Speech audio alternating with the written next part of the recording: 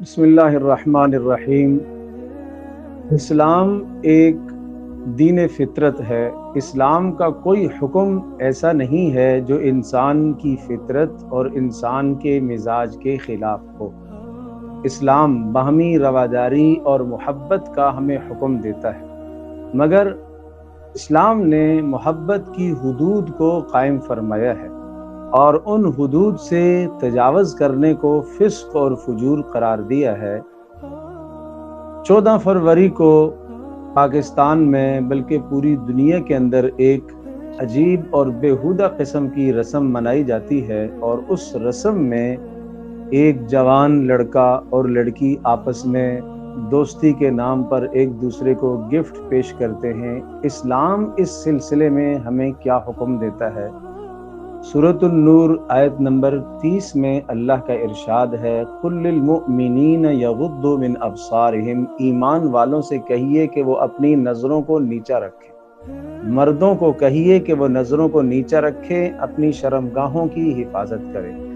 اگلی آیت میں 31 آیت میں قُل لِّلْمُؤْمِنَاتِ يَغْضُضْنَ مِنْ أَبْصَارِهِنَّ وَيَحْفَظْنَ فُرُوجَهُنَّ، ایمان والیوں سے بھی کہیے کہ وہ بھی اپنی نظروں کو نیچا رکھیں اور اپنی عزتوں کا تحفظ کریں۔ پیارے رسول صلی اللہ تعالی علیہ وسلم نے اس سلسلے میں جو ہمیں تعلیمات عطا فرمائی ہیں کہ جب ایک شخص جوانی کو پہنچتا ہے تو وہ جائز راستے سے اپنی اس محبت کی تکمیل کرے، اور وہ جائز راستہ نکاح کا ہے۔ نکاح کے علاوہ باقی کوئی بھی راستہ جس سے اپنی اس جنسی تسکین کی تکمیل کرتا ہے وہ حرام ہے۔ فَمَنِ ابْتَغَىٰ وَرَاءَ ذَلِكَ فَأُولَٰئِكَ هُمُ الْعَادُونَ، جو اس راستے کے علاوہ کوئی اور راستہ اختیار کرے گا وہ ظالم سمجھا جائے گا، وہ حد سے تجاوز کرنے والا سمجھا جائے گا۔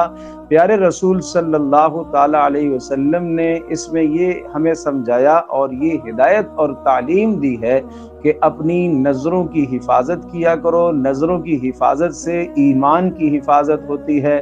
جس آدمی کی نظر غلط اٹھی، دل میں خیال پیدا ہوا، زبان پر بات آئی، ہاتھ چھونے کو چلا گیا، پیارے رسول صلی اللہ علیہ وسلم نے فرمایا آنکھیں زنا کرتی ہیں اور آنکھوں کا زنا دیکھنا ہے، اور اسی طرح سے ہاتھ زنا کرتے ہیں، ہاتھوں کا زنا غیر محرم کو چھونا ہے، زبان زنا کرتی ہے اور زبان کا زنا بےہودگی کی، بے حیائی کی اور غیر محرم کے ساتھ بات کرنا بغیر ضرورت کے، یہ زبان کا زنا ہے۔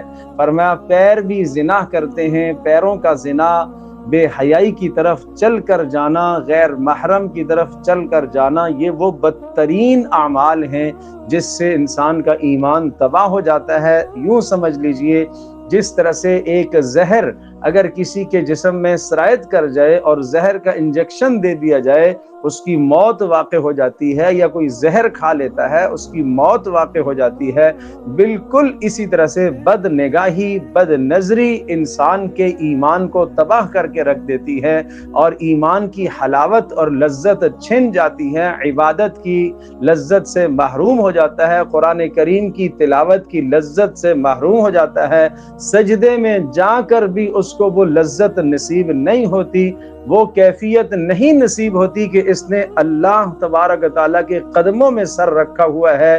ان تمام کی تمام خوبیوں سے، ان تمام لذتوں سے، حلاوتوں سے یہ انسان اس بد نظری کی وجہ سے محروم ہو جاتا ہے۔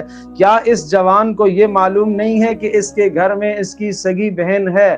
اگر یہ کہیں اپنی اس محبت کو ناجائز راستے سے پورا کرنے کی کوشش کرے گا تو اسے سمجھنا چاہیے کہ اس کے گھر میں اس کی حقیقی بہن بھی ہے، اس کے گھر میں اس کی ماں بھی ہے، اس کے گھر میں اس کی بیٹی ہو سکتی ہے، اس کی خالہ، اس کی پھوپھی ہو سکتی ہے، یہ سب کے سب محرم رشتے اس کی عفت ہیں، اس کی پاک دامنی ہیں اور اس کی عزت ہیں۔ اگر یہ دوسرے کی عزت کو داغدار کرے گا تو اس کے اپنے گھر کی عزت داغدار ہوگی۔ اللہ تبارک تعالی ہماری نسلوں کی حفاظت فرمائے اور ہمارے جوانوں کو اور جوان بچیوں کو اس بے حیائی سے اللہ پاک دور رکھے۔ بہت اچھی طرح سے میں اپنے جوان دوستوں کو، اپنے بیٹوں کو، بھائیوں کو، بچیوں کو یہ پیغام دیتا ہوں کہ اس موقع پر اس گندی اور غیروں کی اس نقالی سے، اس رسم سے اپنے آپ کو بچائیے۔ پیارے رسول صلی اللہ علیہ وسلم کا ارشاد پاک ہے، من تشبہ بقوم فہو من، جو آدمی جس قوم کی شباہت اختیار کرے گا قیامت کے دن اسی میں سے اٹھایا جائے گا۔ آج کی ہماری بیٹی، آج کی ہماری بچی، اس کے لیے عائشہ رضی اللہ تعالی عنہا کی سیرت ہے، اس کے لیے فاطمہ رضی اللہ تعالی عنہا کی سیرت ہے، اس کے لیے خدیجہ رضی اللہ تعالی عنہا کی سیرت ہے۔ اگر آج کی ہماری بچی یہ چاہتی ہے کہ قیامت کے دن ان خواتین کے ساتھ اس کا حشر ہو، عزت کے ساتھ اس کا حشر ہو اور اللہ کے حضور عزت کے ساتھ پیش کی جائے، تو پھر یہ خواتین ازواج مطہرات اس کے لیے نمونہ ہے۔ یورپ کی لڑکیاں اور یورپ کی بے حیا خواتین اور بے حیا معاشرہ، وہ اس کے لیے نمونہ نہیں ہے۔ اور ایک ہمارے جوان کے لیے پاک دامن زندگی، پیارے رسول صلی اللہ علیہ وسلم کی زندگی، حضرت یوسف علیہ السلام کی خوبصورت پاک دامن زندگی، حضرت یحییٰ علیہ السلام کی خوبصورت پاک دامن زندگی، صحابہ کرام کی پاک دامن زندگی ہمارے جوان کے لیے نمونہ ہے۔